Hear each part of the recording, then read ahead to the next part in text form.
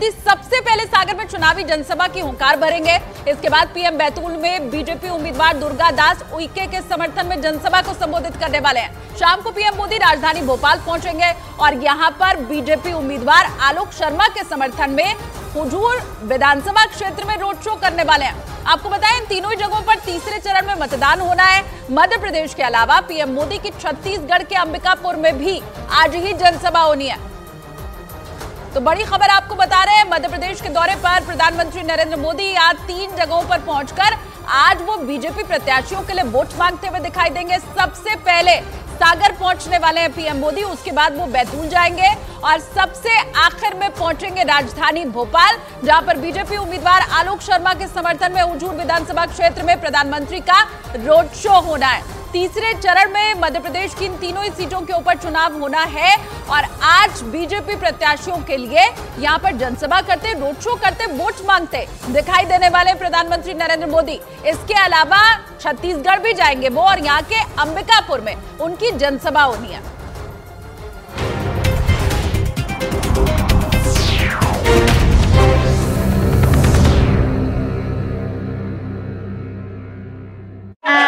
दिए थे और फायरिंग की घटना के ठीक 9 दिन बाद मुंबई पुलिस ने तापी नदी से शूटरों की दोनों पिस्तौल बरामद करने का दावा किया। इनके अलावा मुंबई पुलिस ने नदी से पिस्तौल में इस्तेमाल होने वाली 4 मैगजीन मिलने का भी दावा किया। मैगजीन वो होती है जिसमें गोलियां रखी जाती हैं, उसी के जरिए पिस्तौल से फायरिंग होती है। इस सर्च ऑपरेशन का एक वीडियो भी सामने आया। उसमें मुंबई पुलिस की एक टीम नदी में गोताखोरों की मदद से हथियार ढूंढती दिखाई दी। तभी एक गोताखोर नदी से ऊपर आ गया। उसके हाथ में एक पिस्तौल और एक मैगजीन दिखाई दी। बाद में उस गोताखोर ने उस पिस्तौल को नाव पर मौजूद एक पुलिस वाले को दे दिया। मुंबई पुलिस ने उसी जगह से दूसरी पिस्तौल के भी मिलने का दावा किया और सूत्र बताते हैं कि पिस्तौल की उन 4 मैगजीन से पुलिस को 17 गोलियां भी मिली। सूत्रों का दावा है कि लॉरेंस बिश्नोई गैंग से जुड़े विक्की गुप्ता और सागर पाल नाम के 2 शूटरों ने इन्हीं हथियारों से मुंबई में सलमान खान के घर गैलेक्सी अपार्टमेंट्स पर फायरिंग की थी। बाद में पुलिस ने उन्हें गुजरात के भुज से गिरफ्तार करने का दावा किया था। पुलिस का दावा है कि पूछताछ में उन शूटरों ने गोली चलाने के बाद हथियार को तापी नदी में फेंकने की बात बताई थी। शराब घोटाले के आरोप में जेल में बंद दिल्ली के मुख्यमंत्री अरविंद केजरीवाल की न्यायिक हिरासत 7 मई तक बढ़ा दी गई। जेल में उनका शुगर लेवल बढ़ने के बाद उन्हें इंसुलिन दिए जाने की खबर भी आई थी। एक दिन पहले ही इंसुलिन की मांग वाली अरविंद केजरीवाल की याचिका पर दिल्ली हाईकोर्ट ने फैसला सुनाया था और एम्स के डॉक्टरों के पैनल को उनकी सेहत की निगरानी का आदेश दिया था, जिसके बाद उन्हें यह दवा दी गई।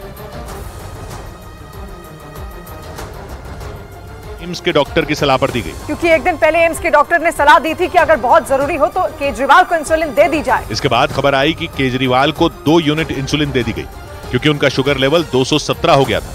इससे पहले खबर आई थी कि जेल से बाहर रहने पर केजरीवाल इंसुलिन की 50 यूनिट डोज लेते थे और आम आदमी पार्टी ने आरोप लगाया कि जेल में उन्हें यह दवा नहीं दी जा रही, जबकि कुछ दिन पहले ईडी ने आरोप लगाया था कि केजरीवाल जानबूझकर ऐसा खाना खा रहे हैं जिससे उनका शुगर लेवल बढ़ जाए, क्योंकि उनके डाइट चार्ट में आलू पूरी, मिठाई और आम जैसी चीजें शामिल हैं और इनकी वजह से उनका शुगर लेवल बढ़ सकता है।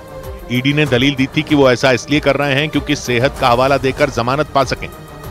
उधर उत्तर प्रदेश की हॉट सीट मथुरा से बीएसपी प्रत्याशी पर इलाके के लोगों को पैसे बांटने का आरोप लगा। इस सीट से बीजेपी ने हेमा मालिनी को उम्मीदवार बनाया है। इसी वजह से यहां के नतीजों पर सबकी निगाहें हैं, लेकिन आरोप लगा कि वहां से चुनावी मैदान में उतरे बीएसपी प्रत्याशी सुरेश सिंह और उनके समर्थकों ने लोगों को पैसे देकर उनसे उनके वोट खरीदने की कोशिश की। यह बवाल तब खड़ा हुआ जब मथुरा से बीएसपी प्रत्याशी सुरेश सिंह के दफ्तर का एक वीडियो वायरल हो गया और उस वीडियो में एक आदमी 500 के नोट की गड्डियों से कुछ नोट गिनकर पास बैठे आदमी के हाथों में थमाता नजर आया। आरोप लगा कि वो पैसे उस आदमी को बांटने के इरादे से दिए गए और उसे एक काम सौंपा गया कि वो इलाके के लोगों को पैसे देकर उनसे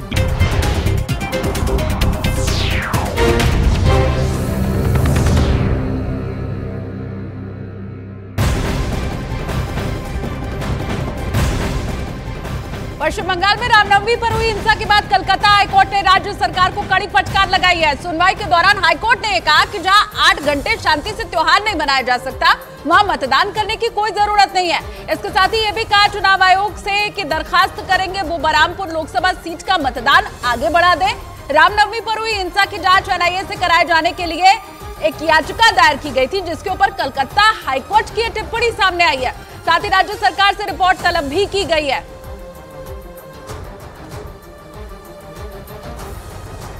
और रामनवमी पर हुई हिंसा को लेकर हाईकोर्ट की टिप्पणी को जहां बीजेपी ने ममता सरकार पर कड़ा तमाचा बताया है, वहीं टीएमसी ने कहा है कि बीजेपी डर गई है।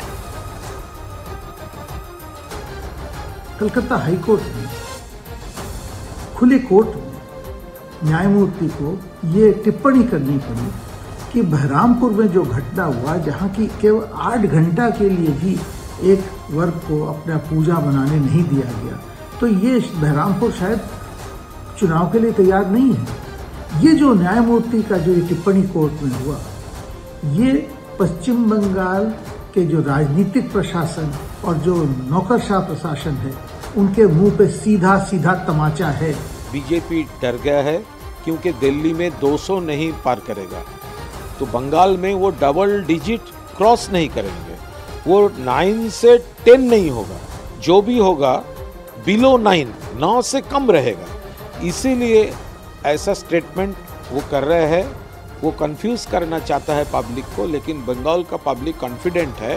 बंगाल में नो वोट टू भाजपा चल रहा है और ऑल सपोर्ट टू टीएमसी, ममता दीदी को सपोर्ट, ये हवा चल रहा है। और वहीं बीजेपी नेता अमित मालवीय ने ट्वीट कर टीएमसी के घाटा लोकसभा सीट से उम्मीदवार और स्टार प्रचारक दीपक अधिकारी का एक वीडियो शेयर किया, जिसमें दावा किया गया कि टीएमसी प्रत्याशी ने बलूरघाट से बीजेपी प्रत्याशी सुकांत मजुमदार को आगामी जीत की बधाई दी है। बीजेपी नेता अमित मालवीय ने यह भी लिखा कि ममता बनर्जी तेजी से अलग थलग होती जा रही हैं। मतदान और उनके दोनों ही नेता डूबते जहाज को छोड़कर अब जा रहे हैं।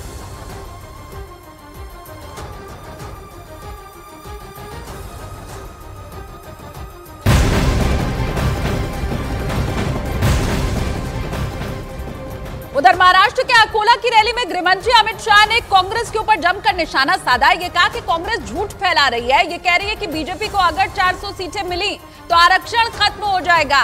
एससी, एसटी और पिछड़ों का आरक्षण कभी खत्म नहीं हो सकता। कांग्रेस पर हमला बोलते हुए अमित शाह ने यह कहा कि जनता ने हमें 10 साल संविधान बदलने की ताकत दी, लेकिन हमने आरक्षण नहीं छीना, बल्कि 3 तलाक खत्म किया, आतंकवाद खत्म करने के लिए हमने काम किया। कांग्रेस पार्टी झूठ फैला रही है कि भाजपा को 400 सीटें आएगी तो आरक्षण चला जाएगा। अरे कांग्रेस वालों, हमें संविधान बदलने की ताकत इस देश की जनता ने 10 साल से दी। जब तक भारतीय जनता पार्टी है, इस देश से एसटी, एससी और ओबीसी का आरक्षण कोई नहीं हटा सकता। ये मोदी का गारंटी। और सीट मथुरा से बीएसपी प्रत्याशी पर इलाके के लोगों को पैसे बांटने का आरोप लगा।